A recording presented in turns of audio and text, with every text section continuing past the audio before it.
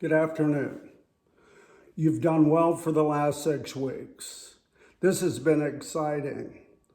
God has done a work in you, and He's done a work through you. Actually, when it comes to live streaming, there's been a lot of folks that has been added to the church because you have been inviting them.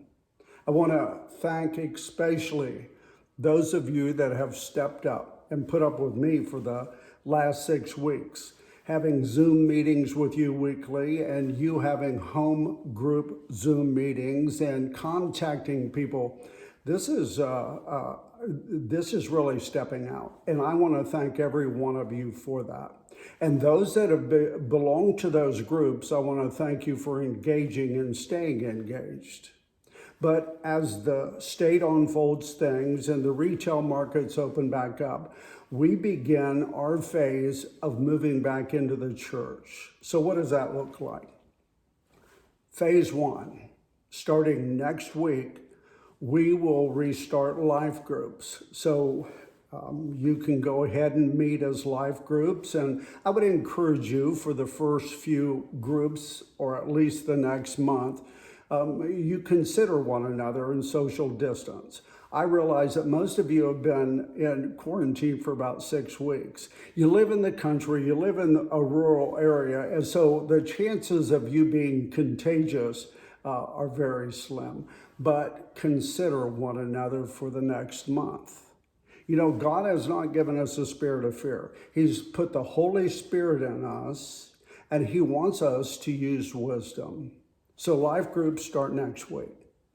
Our second phase will be moving back into church. And what that looks like, on the weekend of the 23rd and the 24th will be our first service back in the building. And what we have done is we have removed every other row of chairs to create a social distancing. Well, this is great. We social distance, but there's not enough room in the building for the 9 o'clock service once you remove half the chairs.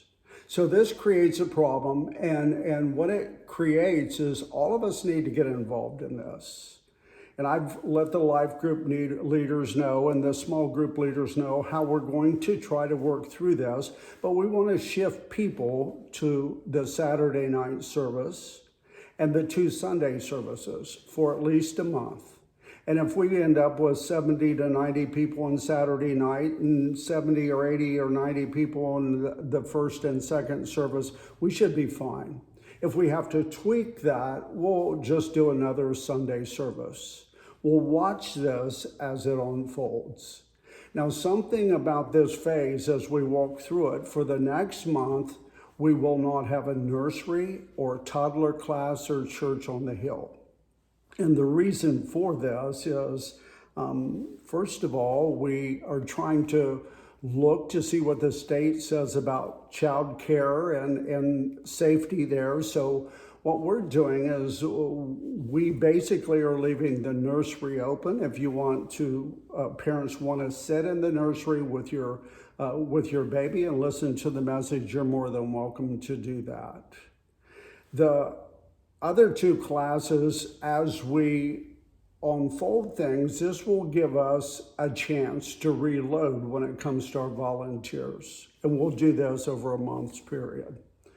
One thing that will continue is the preteen teen class. That's Janet's class. But the good news is this class will also be on Saturday night. Shelby Booth, the great Shelby Booth, will be leading the preteen teen class on Saturday, and then Janet and her team will take care of the Sunday service. As we unfold this thing, if you're fearful, I'll pray. But one thing that I would encourage you with is we are not stopping our live stream. See, God had opened a door for us to reach people in our community that maybe can't come to church or are fearful to come to church. So the live stream on Sundays will continue, and you can sit at home until you feel comfortable in society and moving outside. That's quite all right. The bottom line is as we move through this, I'm asking that you would pray and that we would not lose the vision that God has given us. This is a mission, and the mission is about Jesus, and it's about reaching people. As we continue to move forward, I would encourage you to continue to reach out to your friends, reach out to your family, and invite them to church. Invite them to live stream. If you have any questions, you can call the church and we can touch base. Thank you very much.